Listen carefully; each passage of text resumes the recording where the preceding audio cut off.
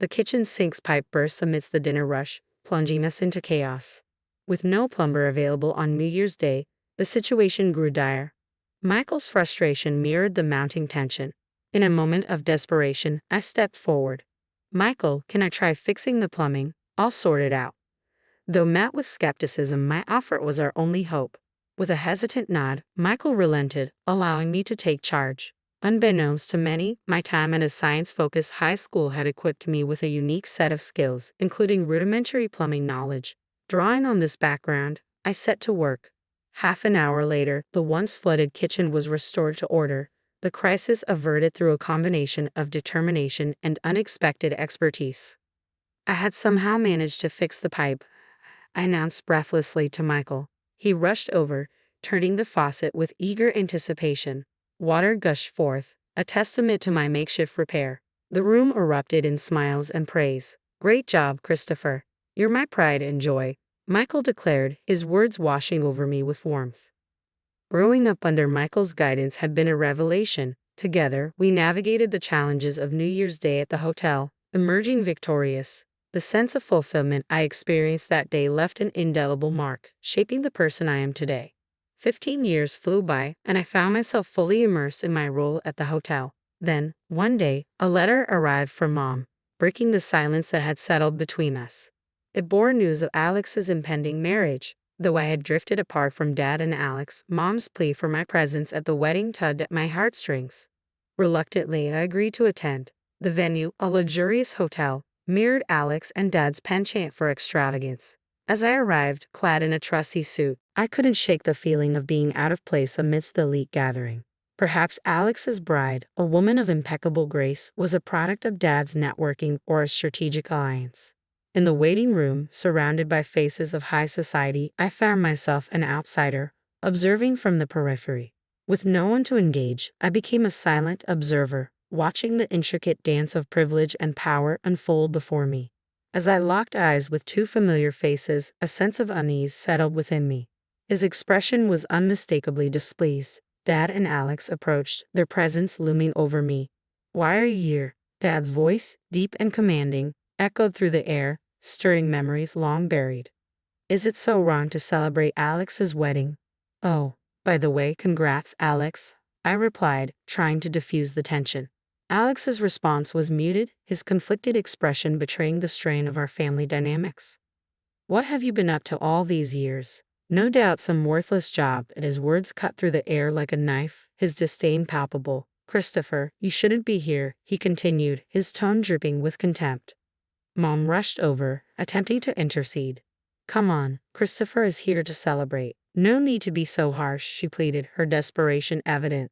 But her efforts were futile, drowned out by Dad's unwavering judgment. "Enough, Mom," Dad asserted, his voice a thunderous decree. "Christopher, let me make this clear. You're a disgrace. I don't want you ruining Alex's celebration. Get out."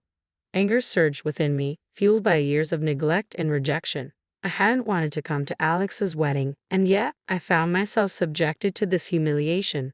"Fine, I'm leaving," I declared, my resolve firm. As I turned to exit the waiting room, a voice called out, halting my retreat. A wedding staff member approached, urgency etched on their face. "What's up?" I inquired, curiosity mingling with frustration. "It seems we have an unexpected guest for today's wedding. We're short on seats and food," they explained hurriedly, their concern evident. Everyone in the waiting room looks worried. Emily, the planner, and the parents-in-law staff, their faces etched with concern, awaited a solution. Caught between indignation and duty, I hesitated, uncertain of my next move. "I see. Is that what's going on? Emily can't handle it alone, and they're asking for my help. But what does this have to do with me?" I pondered, a torrent of grievances against Dad and Alex swirling within me. Yet amidst the resentment, memories from the past surfaced, softening my resolve. Recollections of Alex's kindness flooded my mind, the times he made space for play during our study breaks. If I walked away now, I'd be no better than Dad. With a determined sigh, I turned back to the wedding staff. "Can you take me to Emily?" I requested, a flicker of resolve in my voice.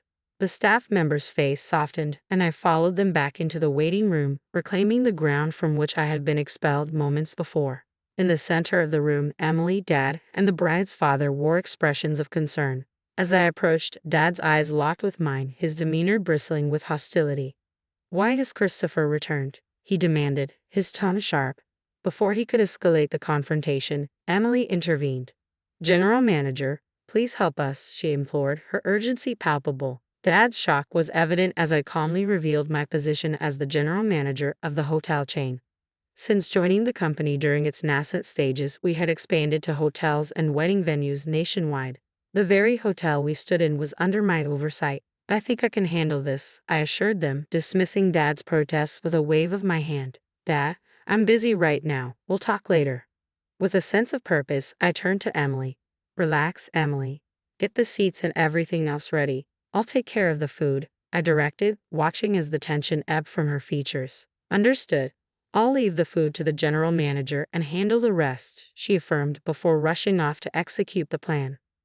With all eyes on me, I exited the room and sought out my friend, Chef Jackson. "Hey, you in?" I called out as he emerged from the kitchen. "Christopher, what brings you here?" he inquired, his curiosity piqued. "I'm here as a guest today. My brother's wedding is happening here, but we're one meal short. Can you help?" I asked Chef Jackson, hoping for a quick fix. "Sure thing. I'll whip something up with my culinary skills," he replied confidently. "Much appreciated. I owe you dinner. Looking forward to it," I replied gratefully. After handling a few loose ends, I returned to the waiting room. The guests had already moved to the ceremony area, leaving only my parents and the bride's parents behind. As I announced the issue was resolved, relief washed over the room. "We've got an extra meal coming," I explained, seeing the tension ease from my mom's and the bride's parents' faces. My dad, however, remained conflicted, his pride evident. "Christopher, thank you so much. Because of you, the celebration can go on successfully," my dad acknowledged, his gratitude genuine. "It's all in a day's work as a general manager," I replied with a smile, leading the way into the ceremony hall. As the lights dimmed and the groom and bride made their entrance, I couldn't help but marvel at their radiant presence. The ceremony proceeded smoothly, and as mealtime arrived, I ensured everyone was served before finally exhaling a sigh of relief. With the ceremony concluded, I engaged in a heartfelt conversation with both families, sharing their gratitude towards me, especially from the bride's family, who thanked me profusely. "These moments are why I love my job," I admitted sincerely as their expressions of gratitude warmed my heart. "Christopher, thank you so much. We had the best day ever, all thanks to you," they expressed with genuine appreciation. "No worries. Wishing you all the happiness in the world. Thank you so much," I replied warmly before turning to face my dad and Alex. "Christopher, you did wonderfully. Thank you," my mom praised, her words filled with pride. Dad and Alex wanted to speak with me. As Alex apologized first, expressing gratitude for my assistance, I couldn't help but smile. "As long as I could help, Alex, it's all good," I reassured him before turning to Dad, who remained silent. With a sense of closure, I accepted their gratitude, knowing that despite our differences, we could find common ground. Just then, my cell phone buzzed, signaling more work awaiting me at the hotel in the next town over. Looks like more work, but hey, I enjoy it, so no complaints. "All right, I'm off. Got work to do. You two take care," I bid farewell, ready to embrace the challenges that lay ahead. It was a realization settling in. I probably wouldn't see Alex or Dad again. With that thought lingering, I left the room without a backward glance, my steps leading me back to work. 3 days post Alex's wedding, I relished a rare day off, reclining on the sofa with a steaming cup of coffee, my moment of bliss abruptly interrupted by the doorbell's chime. Curious as to the visitor's identity, I made my way to the door only to be met with Alex's unexpected presence. "Alex, what brings you here?" I inquired, surprised by his appearance. "Sorry, I got your address from Mom. Wanted to talk to you, Christopher," Alex explained, his tone tentative. I welcomed him in, brushing off any concerns about the tidiness of my home. As I poured him a cup of coffee, Alex expressed gratitude, taking a slow sip. "Thank you. Smells good," he remarked, attempting a smile. As we settled into conversation, Alex's demeanor shifted, his gaze unwavering as he broached the topic at hand. The next moment he apologized, I recalled, puzzled by his sudden change in tone. "I'm really sorry for everything," he admitted, catching me off guard. Initially taken aback by his unexpected apology, I struggled to comprehend his motive for making the trip in person. Hey, it's alright, Alex, I reassured him, attempting to alleviate any tension. But Alex wasn't done yet. With a sense of vulnerability, he began to share his innermost thoughts and feelings. You might think I'm the older brother who can do anything, but I envy you, Christopher, he confessed, his words striking a chord. Silence enveloped the room as Alex's confession hung in the air, leaving me at a loss for words. His admission took me by surprise, shattering preconceived notions and revealing a side of him I had never seen. I had no idea you felt that way, Alex, I admitted, a twinge of guilt gnawing at me as I processed his revelation. That's just it. It's not your fault, Christopher, Alex reassured me, his weak smile betraying a depth of emotion. In that moment, a sense of understanding washed over me, bridging the gap between us. Alex, I'm sorry. I never considered that you were struggling too, I confess, my own remorse surfacing. My brother's smile, though faint, spoke volumes. That's just it. It's not your fault, Christopher, he reassured me, his words echoing in the quiet room. With a newfound sense of empathy and connection, we found the words to express what had long been left unsaid, strengthening the bond between us. I think you've been through struggles I can't even imagine. I truly admire that. But I also want you to know about me, I confessed to Alex, feeling the weight of my words as they hung in the air. Taking a deep breath, I paused, gathering my thoughts before continuing. Alex listened intently, his silence encouraging me to share more. Breaking away from our parents and becoming independent wasn't easy either.